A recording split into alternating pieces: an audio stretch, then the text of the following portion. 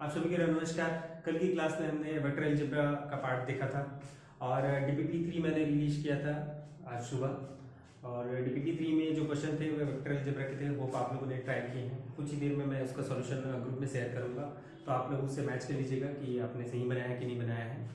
और आज हम डिस्कस करने वाले हैं कि जो different polar coordinates, spherical coordinates, cylindrical और कार्टेशियन कोऑर्डिनेट की हमने जब बात करी थी, और साथ ही साथ उससे पहले हम कर्ल डाइवर्जेंस और ग्रेडियंट देखे थे। तो डिफरेंट पोलर कोऑर्डिनेट सिस्टम जितने भी हैं आपके, तो उसमें कैसे रिप्रेजेंट करेंगे हम कर्ल को, ग्रेडियंट को और डाइवर्जेंस को, वो आज की क्लास में हम देखने वाले हैं। इससे रिलेटेड जो सेट में जो क्वेश्चन आए हैं वेक्टर से रिलेटेड 2017 में, 2018 में, उसकी हम यहाँ पे चर्चा करेंगे कि कैसे आप उसको बना सकते हैं, कितना इजी था वो सब क्वेश्चन जो है। चलिए स्टार्ट करते हैं। तो जैसे मैं एलिमेंट की अगर मैं बात करूँ, लाइन एलिमेंट की अगर मैं बात करूँ, तो जैसे मैं सबसे पहले अगर कार्टेशियन की अगर मैं बात करता हूँ, तो कार्टेशियन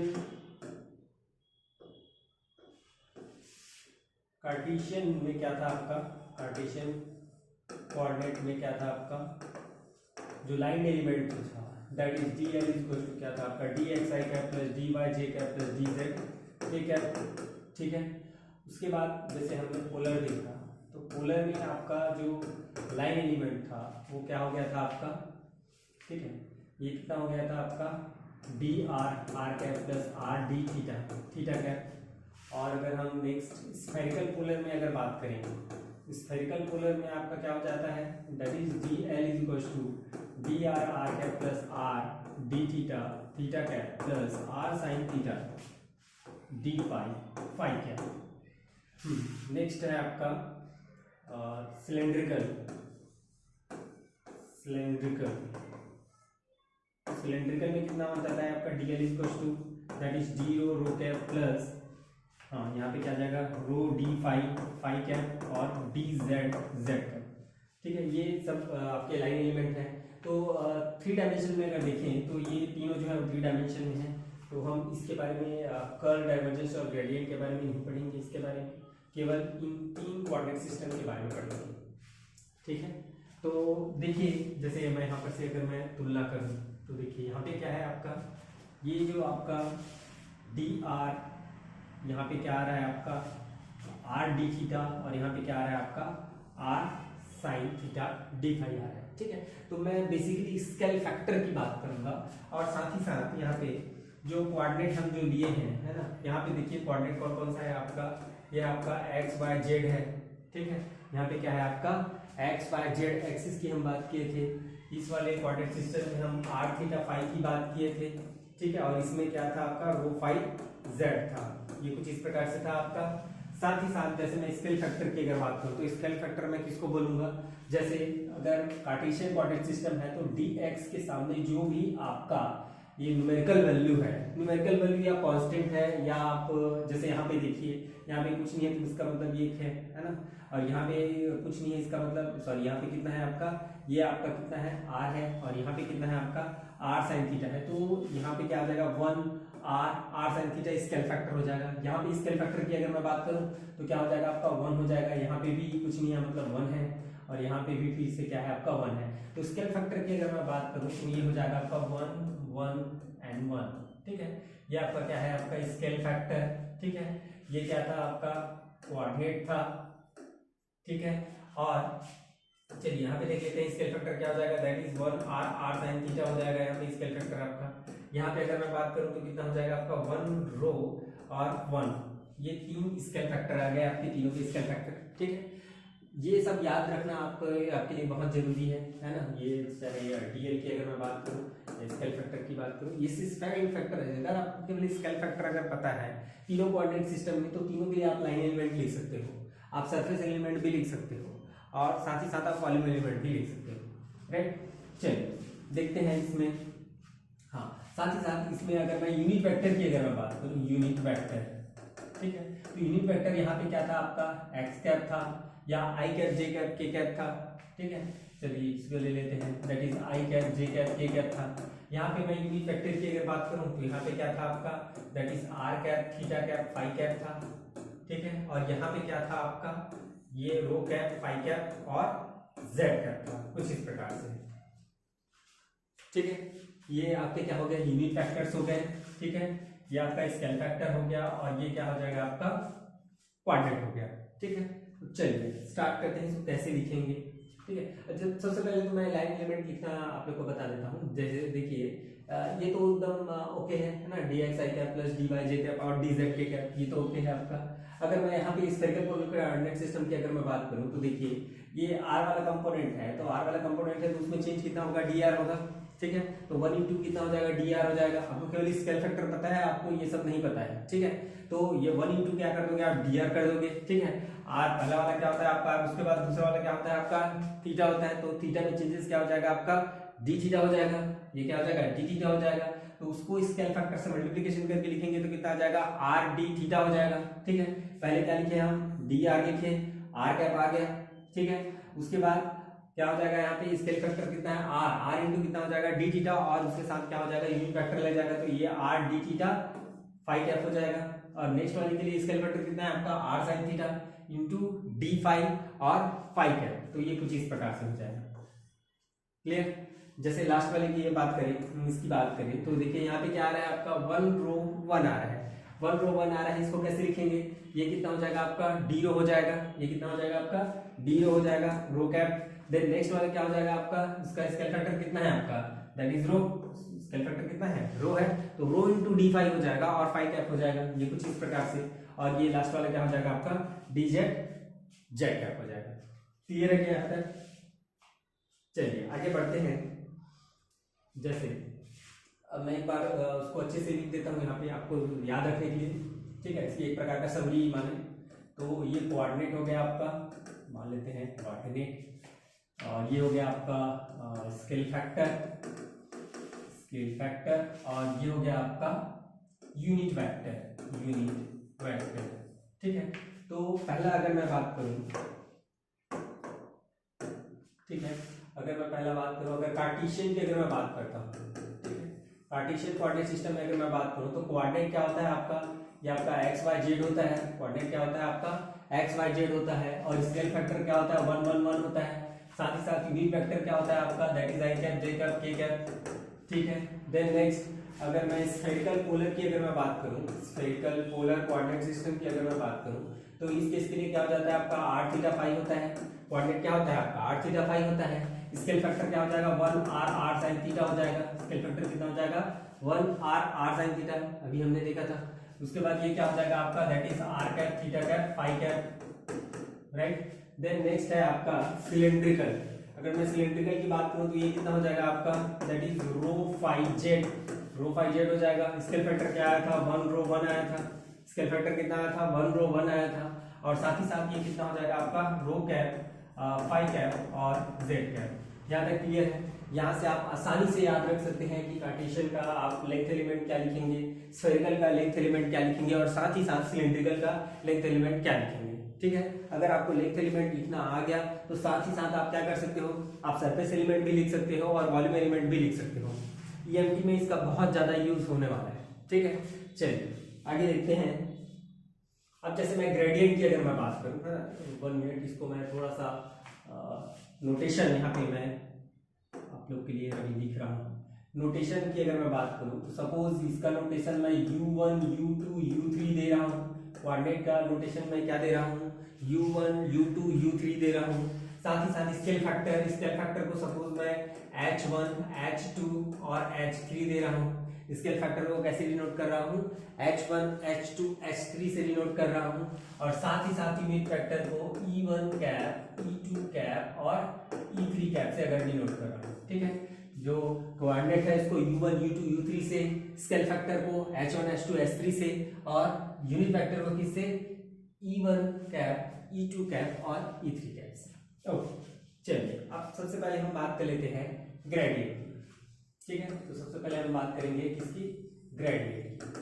ठीक है, तो ग्रेडियंट के लिए क्या हो जाएगा, देखिए डेल डॉट, अगर मैं f की अगर मैं बात कर रहा हूँ, f क्या है आपका कोई स्केलर है ना, या t ले सकते हो आप, जैसे लेना चाहो वैसे ले सकते हो। सपोज अगर मैं t लेना चाहूँ तो ये कुछ इस प्रकार से हो जाएगा e1 cap upon h1 that is del t upon del u u1 plus E2 cap upon H2 del T upon del U2 plus E3 cap upon H3 del T upon del U3। Okay, ये क्या हो जाएगा आपका gradient का formula हो जाएगा।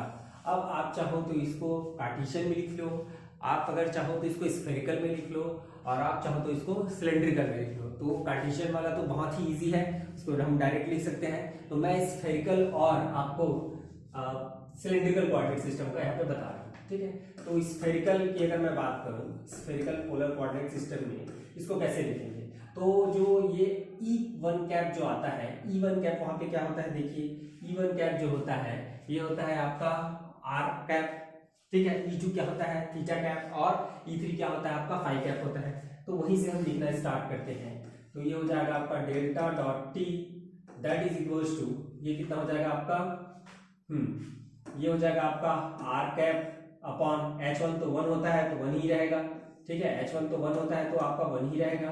Then del T upon कितना हो जाएगा, डेल R हो जाएगा, प्लस ये कितना हो जाएगा आपका थीटा कैप, और ये नीचे क्या आ जाएगा, H2 कितना होता है, R होता है। इसका स्क्वायर फैक्टर यहीं पे लिख लीजिए 1R साइन थीटा, जिससे आपको लिखने में आसानी हो। देन कितना हो जाएगा आपका, that is del T upon कितना हो जाएगा, डेल थीटा, कुछ इस प्रकार से। फिर नेक्स्ट ये क्या हो जाएगा आपका फाई कैप, और ये कितना हो जाएगा आपका R साइन थीटा, और ये हो जाएगा आपका del T upon del phi हो जाएगा, कुछ इस प्रकार से। तो ये आपका स्फेरिकल पोलर कोऑर्डिनेट सिस्टम में आपका ग्रेडियंट का फॉर्मूला हो जाएगा, ठीक है। कुछ नहीं करना है आपको, केवल और केवल स्केल फैक्टर को याद रखेंगे और ये सारी चीजें जो है निकल के अपने आप आ जाएंगी, ठीक है। अब चलिए सिलेंड्रिकल सिस्टम की अगर बात करें, सिलेंड्रिकल कोऑर्डिनेट में क्या हो जाएगा आपका del dot T that is equals to कितना हो जाएगा आपका स्केल फैक्टर, फिर से क्या हो जाएगा इसका scale factor, that is 1 rho 1, scale factor क्या हो जाएगा 1 रो 1। तो ये कितना हो जाएगा रो कैप अपॉन नीचे में क्या आ जाएगा 1 आ जाएगा, तो इतना का इतना ही रहेगा, तो डेल अपॉन डेल्टा रो, ठीक है। देन कितना हो जाएगा आपका, that is phi cap upon rho del T upon कितना हो जाएगा डेल फाई हो जाएगा, और तीसरे के लिए क्या हो जाएगा आपका Z cap del T upon del Z, ठीक है। देखिए बहुत ही ज्यादा आसान है, बहुत ही ज्यादा आसान है इसको लिखना, ठीक है। केवल और केवल आपको स्केल फैक्टर को ध्यान में रखना है, ठीक है। और डिफरेंट कोऑर्डिनेट सिस्टम में आप क्या लिख सकते हो, आप लिख सकते हो आपका ग्रेडियंट, ठीक है। ठीक वैसे ही आपका जिस प्रकार से हमने ग्रेडियंट लिखा है, ठीक वैसे ही हम डाइवर्जेंस को भी लिख सकते हैं, ठीक है। इसको लिख सकते हैं, डाइवर्जेंस को भी लिख सकते हैं। तो डाइवर्जेंस के लिए जो फॉर्मूला होगा वो तो डिफरेंट होगा, ठीक है। तो कैसे डिफरेंट होगा चलिए देखते हैं। तो डेल डॉट एफ की अगर मैं बात करूं या डेल डॉट ए की मैं बात करूं, जैसा भी आप लेना चाहो वैसा ले सकते हो। तो ये हो जाएगा आपका that is equal to 1 upon H1 H2 H3, ठीक है। 1 upon H1 H2 H3, H1 H2 H3 क्या आपके स्केल फैक्टर हो गए। देन क्या हो जाएगा ये, चलिए देखिए इधर डेल अपॉन डेल U1 ये कोऑर्डिनेट है आपका। देन ये क्या हो जाएगा आपका A1 H2 H3, A1 H2 H3 plus next क्या हो जाएगा डेल अपॉन डेल U2, और ये क्या हो जाएगा आपका A2 H1 H3, ठीक है। देखिए इसका ऑर्डर याद रखिएगा आप, है ना। पहले किससे स्टार्ट हुआ, 1 से स्टार्ट हुआ, तो 2 और 3 बच गया तो उसको ले लिए। नेक्स्ट वाले में 2 आ गया तो फिर 1 और 3 को ले लिए, और थर्ड वाले में डेल अपॉन डेल U3 ये कितना हो जाएगा A3 H1 H2 हो जाएगा, ठीक है। क्लियर है क्या। तो ये आपका फॉर्मूला होगा इसके लिए, डाइवर्जेंस के लिए। केवल और केवल आपको क्या याद रखना है, स्केल फैक्टर याद रखना है, और ये जो है आपका निकल के आ जाएगा। तो स्फेरिकल पोलर कोऑर्डिनेट सिस्टम की बात करूं तो इसका क्या होता है, आपका स्केल फैक्टर क्या होता है 1R sine theta, 1R sine theta होता है। तो इसके लिए क्या हो जाएगा delta dot F that is equals to 1 upon, देखिए क्या है तीनों का मल्टीप्लिकेशन है, तीनों का मल्टीप्लिकेशन करूंगा तो कितना आ जाएगा आर स्क्वायर साइन थीटा आ जाएगा, ठीक है। आर स्क्वायर साइन थीटा आ जाएगा, क्लियर है, ओके। देन नेक्स्ट क्या हो जाएगा आपका del upon delta R A1, फिर क्या है H1 H2 है, H1 H2 है मतलब आर स्क्वायर क्या आ जाएगा आपका साइन थीटा आ जाएगा, ठीक है। देन क्या हो जाएगा डेल अपॉन डेल U2 मतलब क्या आ जाएगा आपका दैट इज थीटा, और अंदर क्या बचेगा आपका दैट इज A2, यहाँ पे A नहीं है तो इसको A कर लेते हैं, दैट इज A, ओके।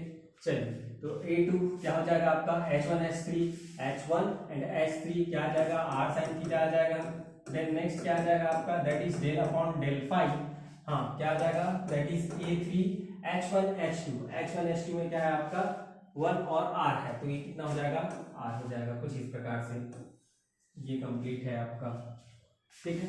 तो ये कंप्लीट क्या हो जाएगा स्फेरिकल पोलर कोऑर्डिनेट सिस्टम में। देन नेक्स्ट अगर मैं सिलेंड्रिकल की अगर मैं बात करूं तो सिलेंड्रिकल के केस में क्या हो जाएगा आपका that is del dot A that is equals to, ये कितना हो जाएगा, ये क्या होता है आपका 1 रो 1 होता है, ठीक है। तो 1 अपॉन रो आ जाएगा, तीनों का मल्टीप्लिकेशन करेंगे तो del upon del rho that is A1 H2 H3, ये कितना हो जाएगा आपका रो आ जाएगा, plus del upon del phi हो जाएगा that is A2 H1 H3 हो जाएगा, H1 H3 तो 1 हो जाएगा, तो केवल इतना ही आएगा। डेल अपॉन डेल z कितना हो जाएगा आपका that is A3 H1 H2 फिर से क्या हो जाएगा आपका रो हो जाएगा कुछ इस प्रकार से। तो ये क्या आ गया आपका सिलेंड्रिकल कोऑर्डिनेट सिस्टम आ गया, ठीक है। ये दोनों का फॉर्मूला फिर से आपने लिख डाले, बहुत ही इजी है, ठीक है। क्लियर है कॉन्सेप्ट कैसे लिखना है, समझ में आ रहा है, एकदम क्लियर है, क्रिस्टल क्लियर। चलिए आगे बढ़ते हैं। नेक्स्ट एक और हमारा भाई साहब बच गया, कौन सा कर्ल, ठीक है। तो कर्ल के लिए देख लेते हैं दैट इज डेल्टा क्रॉस ए, है ना, क्या हो जाएगा आपका डेल्टा क्रॉस ए हो जाएगा। तो इसके लिए क्या आ जाएगा देखिए 1 upon H1 H2 H3, 1 upon क्या हो जाएगा H1 H2 H3 that is E1 cap H1 E2 cap H2 E3 cap H3, ये कुछ इस प्रकार से हो जाएगा। Then del upon del U1, del upon del U2 और डेल अपॉन डेल U3, फिर नीचे क्या आ जाएगा आपका that is A1 H1 A2 H2 और A3 H3 कुछ इस प्रकार से। क्लियर है क्या, ठीक है। ये फॉर्मूला हो जाएगा आपका। फिर इसको हम स्फेरिकल में लिख सकते हैं, कैसे लिखेंगे स्फेरिकल में, जैसे मैं स्फेरिकल में लिखूं तो कैसे हो जाएगा ये स्फेरिकल पोलर कोऑर्डिनेट सिस्टम की अगर मैं बात करूं तो डेल्टा क्रॉस ए, सबसे पहले तो इसको यहाँ पे क्या लिख दोगे आप 1 r साइन थीटा, ये क्या है आपका स्केल फैक्टर है, तो that is equals to 1 upon r square sine theta, फिर क्या आ जाएगा आपका E one cap that is r cap 1 आ जाएगा, H1 कितना है आपका 1 है तो 1 आ जाएगा that is delta upon delta r, फिर कितना हो जाएगा आपका that is theta cap H2 कितना है आपका r है, तो ये कितना हो जाएगा डेल बाय डेल थीटा हो जाएगा। देन नेक्स्ट कितना है आपका फाई कैप H3 कितना है आपका r sin थीटा है, और ये कितना हो जाएगा डेल अपॉन डेल फाई हो जाएगा। नीचे में क्या आ जाएगा आपका दैट इज A1 H1 तो A1 ही रहेगा, A2 H2 तो R A2 हो जाएगा, और ये कितना हो जाएगा आपका r sin थीटा A3 हो जाएगा। तो ये कंप्लीट क्या बन जाएगा आपका curl in spherical polar coordinate system, ठीक। देन नेक्स्ट एक और बचा है, उसको भी लिख लेते हैं कैसे होगा। ये होगा आपका सिलेंड्रिकल के लिए क्या हो जाएगा आपका that is delta cross A that is equals to, क्या होता है इसमें 1 रो 1 होता है, ठीक है, तो 1 अपॉन रो आ जाएगा, और क्या हो जाएगा आपका that is rho cap del upon del U1 means यहाँ पे कितना आ जाएगा डेल अपॉन डेल रो, और ये कितना हो जाएगा आपका A1 H1 तो कितना हो जाएगा 1 हो जाएगा। और नेक्स्ट अगर हम बात करें तो रो इंटू कितना हो जाएगा आपका 5 हो जाएगा, डेल अपॉन डेल 5 हो जाएगा, और साथ ही साथ कितना हो जाएगा आपका रो इंटू A2 हो जाएगा। और नेक्स्ट क्या हो जाएगा आपका Z कैप, नेक्स्ट क्या है Z cap del upon del Z, और नीचे क्या आ जाएगा आपका A3 आ जाएगा। तो ये हो गया आपका सिलेंड्रिकल, ठीक है। तो कर्ल, डाइवर्जेंस और ग्रेडियंट है ना, ये ग्रेडियंट हमने स्टार्ट किया। तो ग्रेडियंट को केवल स्पेल फैक्टर लिखने के बाद आप क्या लिख सकते हो स्फेरिकल सिस्टम में, और सिलेंड्रिकल कोऑर्डिनेट सिस्टम में लिख सकते हो। ठीक वैसे ही आपको डाइवर्जेंस को लिखना रहेगा, इस ऑर्डर को आप याद रखिए, केवल इसको याद रखने से बाकी चीजें जो है आप आसानी से कर सकते हो। कर्ल का भी वही है, ठीक है। क्लियर है, जहां तक क्लियर है क्या आप सबको? एक बार कैमरा चेक करते हैं। चलिए सब कुछ ठीक है, इस पे कुछ क्वेश्चन कर लेते हैं, ठीक है। क्वेश्चन अभी मैं केवल ग्रेडियंट पे करा रहा हूँ, इसमें जो क्वेश्चन जो करेंगे वो केवल ग्रेडियंट से रिलेटेड रहेंगे। EMT में जब हम पढ़ेंगे तो वहाँ पे हम डाइवर्जेंस का क्वेश्चन करेंगे, ठीक है। ओके चलिए तो लिखते हैं क्वेश्चन, क्या है क्वेश्चन उसको।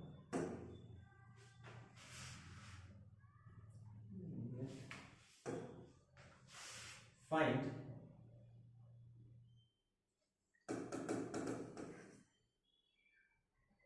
फाइंड इलेक्ट्रिक फील्ड ड्यू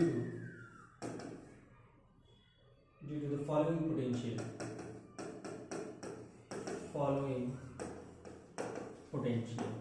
ठीक है, तो पहला इसमें दिया हुआ है जैसे v = x² plus y² plus z², ये भी आपको दिया हुआ है।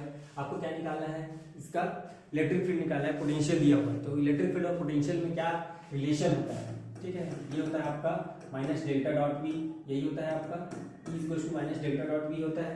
ठीक है, इसका सॉल्यूशन क्या हो जाएगा, ये कौन से कोऑर्डिनेट सिस्टम में दिया हुआ है, ये तो कार्टेशियन में दिया हुआ है। ठीक है, सबसे पहले आपको यही समझना है कि ये कौन से कोऑर्डिनेट सिस्टम में दिया हुआ है। ठीक है, तो ये किसमें दिया हुआ है आपका x y z, मतलब ये कार्टेशियन कोऑर्डिनेट सिस्टम है।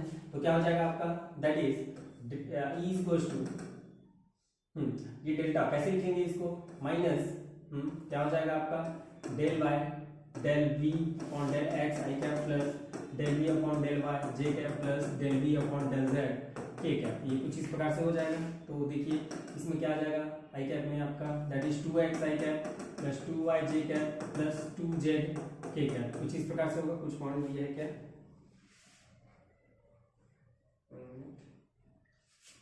नहीं कोई पॉइंट यहाँ पे दिया नहीं है, तो ये डायरेक्ट हो जाएगा आपका answer, that is E = E vector that is equals to -2 x i cap plus 2 y j cap plus z k cap, ये आपका फाइनल आंसर हो जाएगा। चलिए दूसरा देखते हैं। दूसरा क्वेश्चन है आपका, दूसरा क्वेश्चन है आपका दैट इज v = अगर दिया है r² z + 1 sin का, ये कुछ इस प्रकार से दिया हुआ है। तो सबसे पहले तो आपको ये देखना है कि ये कौन से कोऑर्डिनेट सिस्टम में है, कौन से कोऑर्डिनेट सिस्टम में है ये, चलिए देखिए बताइए। तो ये है कोऑर्डिनेट सिस्टम में आपका r, देखिए ये जो फाई दिख रहा है और जेड भी दिख रहा है ना, तो ये कौन से कोऑर्डिनेट सिस्टम में आ जाएगा आपका, सिलेंड्रिकल में आ जाएगा, सिलेंड्रिकल में आ जाएगा। तो सिलेंड्रिकल में तो रो तो नहीं दिख रहा है करके बोलोगे, तो जस्ट नोटेशन है वो, है ना, तो रो भी हो सकता है, वहां पे एस भी हो सकता है। ठीक है, कभी कभी ये होता है कि आपको यहाँ पे एस दिखेगा, ठीक है, तो डेल अपॉन डेल रो जो दिखता है उसको आप डेल अपॉन डेल एस लोगे उस कंडीशन में, राइट। तो यहाँ पे कितना हो जाएगा आपका, देखिए ये क्या दिया है, रो फाई जेड के टर्म में दिया हुआ है। ठीक है, और आपको इलेक्ट्रिक फील्ड निकालने के लिए बोल रहा है, इलेक्ट्रिक फील्ड निकालने के लिए बोल रहा है, आपको ग्रेडियंट निकालना है ऐसे करके नहीं दिया हुआ है। ठीक है, इलेक्ट्रिक फील्ड निकालना है करके दिया हुआ है और पोटेंशियल की वैल्यू यहाँ पे दी हुई है। ठीक है, तो आपको समझना है उस चीज को कि आपको क्या निकालना है।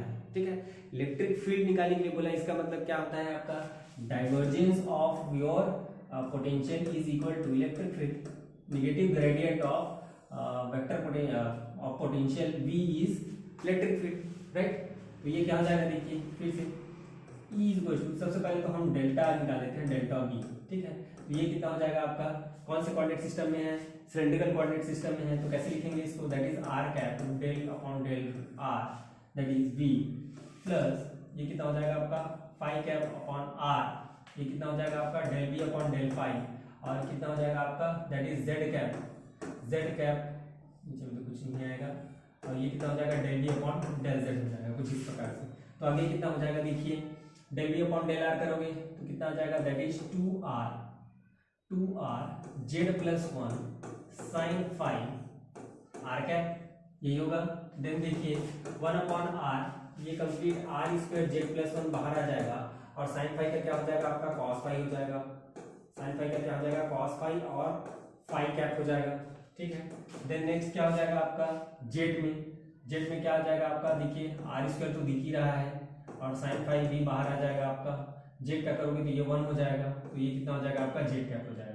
तो ये कुछ इस प्रकार से हो जाएगा, that is 2r z + 1 sin phi r cap plus 1/r, ये कितना हो जाएगा आपका r बचेगा, और z + 1 कितना हो जाएगा, that is cos phi cap, और नीचे क्या आ जाएगा आपका r² sin phi z cap, ये कुछ इस प्रकार से। तो ये कितना हो गया, डेल्टा इंटू v हो गया, और E = आपको क्या मिलता है, माइनस डेल्टा इंटू v होता है। तो ये क्या हो जाएगा आपका आंसर हो जाएगा, यहाँ पे आप -+ लगा लीजिएगा और ये फाइनल आपका आंसर बन जाएगा। क्लियर है, ओके, बहुत ही इजी है। चलिए आगे देखते हैं। नंबर थर्ड है आपका, that is v = e⁻⁻r that is sin theta and 2 cos phi. देखिए अब ये कौन से कोऑर्डिनेट सिस्टम है, ठीक है, तो ये डायरेक्ट आपका दिख रहा है कि r थीटा और फाई तीन कोऑर्डिनेट हैं, तो ये कौन सा कोऑर्डिनेट सिस्टम हो जाएगा आपका स्फेरिकल पोलर कोऑर्डिनेट सिस्टम हो जाएगा। तो ये किसमें है आपका r थीटा फाई में, इसमें है r थीटा फाई में। देखिए तो क्या हो जाएगा आपका डेल डॉट b अगर मैं लिखूं तो ये कितना हो जाएगा आपका, कैसे लिखेंगे इसको, तो स्फेरिकल पोलर कोऑर्डिनेट सिस्टम आपको याद है del v upon del r plus phi cap upon r del v upon del phi, और नेक्स्ट वाला क्या हो जाता है आपका, सॉरी ये थीटा है, r थीटा फाई होता है, r थीटा फाई, तो ये फाई कैप अपॉन कितना हो जाएगा आपका r साइन थीटा हो जाएगा, डेल v अपॉन कितना हो जाएगा आपका डेल फाई हो जाएगा, तो ये भी डेल थीटा हो जाएगा, ठीक है। और कुछ इस प्रकार से, राइट, बार बार प्रैक्टिस करने से ये सब याद हो जाएगी, है ना, ऐसा जरूरी नहीं है कि एकदम पर्टिकुलर उसको याद करना पड़ेगा, तो धीरे से याद हो जाएगी बार बार प्रैक्टिस से। चलिए देन ई इक्वल्स टू क्या हो जाएगा आपका, देखिए ई इक्वल्स टू कितना हो जाएगा, दैट इज आर कैप, इसका आर में कीजिए कितना आएगा, देखिए तो ये कितना हो जाएगा minus e to the power minus r, that is sine theta cos 2 phi, ठीक है, ये हो गया आपका आर कैप के लिए। देन क्या है plus theta cap upon R, ठीक है, अब E to the power minus R, देखिए बाकी सब चीज को हम बाहर कर लेते हैं, क्या क्या बाहर हो जाएगा आपका E to the power minus R cos 2 phi common हो जाएगा, थीटा के टर्म में करोगे तो कितना आ जाएगा आपका कॉस थीटा। देन नेक्स्ट क्या है आपका phi cap upon R sine theta, और क्या क्या बाहर हो जाएगा, देखिए इधर E to the power minus are sine theta बाहर हो जाएगा, और cos 2 फाई का क्या हो जाएगा आपका, that is minus sine 2 phi into 2 हो जाएगा, क्लियर है। चलिए आगे क्या हो जाएगा, देखिए आगे क्या हो जाएगा, ये r cap minus to power minus are sine theta cos 2 phi, इसमें तो कोई चेंजेस नहीं होगा, इस वाले में भी कोई चेंजेस नहीं होगा, that is to power minus r cos 2 phi sine cos theta plus ये साइन थीटा कैंसिल हो जाएगा, फाई कैप अपॉन आर आ जाएगा, e to power minus r, ये सामने आपका माइनस ले लीजिए और 2 को भी सामने ले लीजिए, ये कितना आ जाएगा साइन 2 फाई आ जाएगा। तो ये कुछ इस प्रकार से हो जाएंगे, और इसको थोड़ा सा कॉम्प्लिकेटेड बनाने के लिए क्या कर सकता है, यहाँ पे कुछ पॉइंट दे दिया रहेगा, ये आर थीटा फाई जैसे है ना, इसको कुछ पॉइंट दे दिया रहेगा, जैसे 1 पाई बाई 3 पाई बाई 6, ऐसा कुछ इस प्रकार से, तो इस पॉइंट को आप यहाँ पे रखेंगे तो आपको ग्रेडियंट मिल जाएगा, है ना, ये सब दिखाई नहीं देगा, तो वहाँ पे कुछ वैल्यूज दिखाई देंगी, ठीक है, तो इसको आप लिख लीजिएगा e equals to minus delta dot e के टर्म्स में, कुछ इस प्रकार से, क्लियर है, बहुत ही ईजी है, कोई टफ वाली बात ही नहीं, ठीक। आगे चलिए, आगे बढ़ते हैं, आगे मैं वेक्टर जो है यहाँ तक आपका लगभग कंप्लीट है, एक फंक्शन यहाँ पे बचा हुआ है डिराक डेल्टा वाला, ठीक है, तो डिराक डेल्टा फंक्शन जो है तभी आता है जब गॉस डाइवर्जेंस थ्योरम जो है जहाँ पे फेल हो जाता है, तो उसको लिए मैं एक लेक्चर जो है कंप्लीट डेडिकेटेड करूँगा उसको, ठीक है, तो उस एक लेक्चर में हम सारी चीज़ें उसमें डिस्कस कर लेंगे, ठीक है, डिराक डेल्टा से ही अगर क्वेश्चन अगर आ जाता है तो फिर दिक्कत हो जाएगी, इससे अच्छा उसको देख ही लेंगे। बाकी जो वेक्टर वाला पार्ट है वो आपका कंप्लीट हो चुका है, ठीक है, वेक्टर वाला पार्ट आपका कंप्लीट हो चुका है, इसका लगातार आप लोग प्रैक्टिस करते चलिए, इसमें एक क्वेश्चन आपका आना तय है, ठीक है, तो 2017 में जो क्वेश्चन आया था और 2018 में जो क्वेश्चन आया था उसके बारे में डिस्कस कर लेते हैं। चलिए, ये 2017 में आपका क्वेश्चन आया है, ठीक है, 2017 में क्वेश्चन आया था, फाइंड डाइवर्जेंस ऑफ फील्ड, ये फील्ड आपको दिया हुआ है, that is F is equals to r bar upon r square, अब इसका डाइवर्जेंस निकालने बोल रहा है कुछ इस प्रकार से, इसका डाइवर्जेंस क्या होगा, ठीक है, तो कैसे निकलेगा ये, ठीक है, तो वीडियो को पॉज करके एक बार बना के देखिए कि कैसे बनेगा, ठीक है, उसके बाद वीडियो में देखिएगा इसका सॉल्यूशन। चलिए देखते हैं, ये कितना हो जाएगा आपका डेल डॉट एफ है, आपका क्या है आपका डेल डॉट एफ, तो क्या फॉर्मूला होता है, क्या लगेगा इसमें वो देख लीजिए आप, ठीक है, तो इसको मैं कैसा लिख सकता हूँ, एफ को मैं कुछ इस प्रकार से लिख सकता हूँ, दैट इज आर कैप लिख सकता हूँ, आर बार को, और नीचे क्या हो जाएगा आपका आर स्क्वायर हो जाएगा, ठीक है, तो ये कितना हो जाएगा आपका that is 1 upon r cap, ये कुछ इस प्रकार से, क्लियर है क्या, ठीक है, ये कुछ इस प्रकार से। अब डेल डॉट एफ की अगर मैं बात करूँ तब मैं क्या निकालना चाह रहा हूँ, यहाँ पे डाइवर्जेंस निकालना चाह रहा हूँ, राइट, क्या निकालना चाह रहा हूँ, डाइवर्जेंस निकालना चाह रहा हूँ, तो इसको 2-3 मेथड से आप कर सकते हो, एक जो भी हम डाइवर्जेंस लिख रहे थे वहां से कर सकते हो, या उसको डायरेक्ट भी आप यहाँ पे कर सकते हो, ठीक है, डायरेक्ट करोगे तो कैसा आएगा उसको देख लेते हैं, that is delta 1/r r cap. तो ये कितना हो जाता है आपका 1 - 1/r स्क्वायर, और क्या लग जाता है आर कैप लग जाता है, आर बार बाई आर आ जाता है, ठीक है। डेल्टा आर अपन लिखते थे उसको, राइट। तो ये कितना हो जाएगा आर कैप, तो आर डॉट आर कितना हो जाएगा 1 हो जाएगा, तो 1/-1/r स्क्वायर। इसमें 4 ऑप्शन दिए हुए थे, ठीक है। उसमें से तीसरा ऑप्शन जो है, सॉरी चौथा ऑप्शन जो है वो ये था, राइट, -1/r स्क्वायर हो जाएगा। अब इसको दूसरे जैसे कोऑर्डिनेट सिस्टम की मदद से अगर मैं करूँ तो ये कितना हो जाएगा आपका डेल डॉट एफ जो होता है, ठीक है। ये डेल डॉट एफ इक्वल कितना हो जाएगा आपका, देखिए ये क्या हो जाता है आपका 1 क्या हो जाता है आर स्क्वायर। जैसे मैं इसको स्फेरिकल पोलर कोऑर्डिनेट सिस्टम से अगर करूँ तो 1/r square sine square theta हो जाएगा, और ये कितना हो जाएगा डेल अपॉन डेल आर, क्या हो जाएगा आपका, दैट इज 1/r, ठीक है। ये क्या आ जाएगा आपका यहाँ पे 1/r आ जाएगा, ये कुछ इस प्रकार से। और इसके साथ क्या होता है A1H2S3 होता है, तो ये कितना हो जाएगा आपका, दैट इज आर स्क्वायर कितना हो जाएगा आपका साइन थीटा हो जाएगा, कुछ इस प्रकार से, ठीक है। क्लियर है क्या यहाँ तक? वीडियो ठीक चल रहा है? चलिए दूसरा क्वेश्चन देखते हैं। दूसरा क्वेश्चन जो हमारा है वो 2018 में आया हुआ है, ठीक है। 2018 में आया हुआ क्वेश्चन देखते हैं। ये है आपका that is A bar that is equal to x² z I cap minus 2y cube z square j cap plus x y square z k cap. ये कुछ इस प्रकार से दिया हुआ है, और इसमें डेल्टा डॉट ए की वैल्यू आपको फाइंड करनी है। डेल डॉट ए की वैल्यू फिर से डाइवर्जेंस पर ही ये क्वेश्चन है, और कहाँ पे फाइंड करनी है आपको, एट पॉइंट भी दिया हुआ है, यहाँ पे पॉइंट दिया हुआ है आपका 1 - 1 1, ठीक है। और ऑप्शन आपको यहाँ पे गिवन है 9 6 -3 -1, ये 4 ऑप्शन है आपके, ये 4 ऑप्शन है आपके, ये 4 ऑप्शन आपको दिए हुए हैं, ठीक है। तो सबसे पहले आपको क्या फाइंड करना है, डेल डॉट ए फाइंड करना है। तो डेल डॉट ए फाइंड करोगे तो क्या हो जाएगा आपका, देखिए दैट इज इतने का जो डिफरेंशिएशन है ना, मतलब ये केवल इसका होगा, आई कैप वाले में क्या होगा, इसका डिफरेंशिएशन होगा। तो यहाँ पे तो केवल एक्स का डिफरेंशिएशन होता है। चलिए एक बार मैं लिख लेता हूँ, उसके बाद हम बढ़ेंगे आगे। That is X square Z, ये क्या हो जाएगा I cap del by del X A plus J del A by del Y plus A del A upon del Z, ये कुछ इस प्रकार से हो जाएगा। देन आई इंटू आई, तो ये यहाँ से हो जाएगा आपका, ठीक है। ये क्या है आपका जेड है, चेक कर लेता हूँ जेड है कि नहीं है, जेड है। तो जेड तो सामने आ जाएगा आपका, एक्स की टर्म में करोगे तो 2x हो जाएगा, राइट, माइनस इसमें क्या हो जाएगा आपका y की टर्म में करना है, तो ये 6y स्क्वायर हो जाएगा और जेड स्क्वायर, ठीक है। और थर्ड वाला क्या हो जाएगा आपका, जेड की टर्म में करोगे तो फिर से कितना हो जाएगा xy स्क्वायर हो जाएगा। यहाँ तक क्लियर है क्या?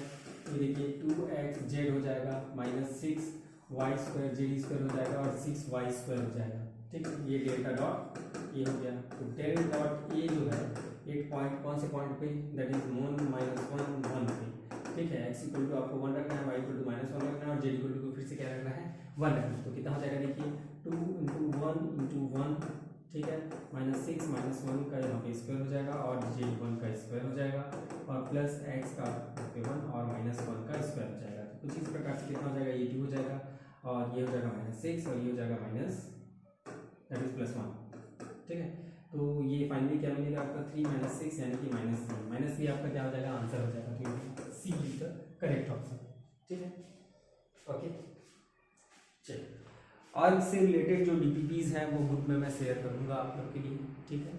और कल का जो डीपीपी था वो मैंने आप लोग को सोल्यूशन में नहीं दिया हुआ है, तो अभी मैं रात तक उस डीपीपी का सोल्यूशन जो है वो डालूंगा, ठीक है, ओके। तो यहाँ तक एक बार आप प्रैक्टिस कीजिएगा। देखिए जो क्वेश्चन आए हैं वो किस इस प्रकार के आए हैं आपके, है ना। ज़्यादा टफ लेवल का क्वेश्चन तो यहाँ पे दिया नहीं गया है, ठीक है। केवल डाइवर्जेंस, कर्ल डाइवर्जेंस और ग्रेडियंट अगर आपको निकालना आ गया तो आप वेक्टर से ये क्वेश्चन जो है आपका एकदम बनना एकदम लगभग तय हो जाएगा, ठीक है, ओके। चलिए इसको यहीं पे ख़त्म करते हैं।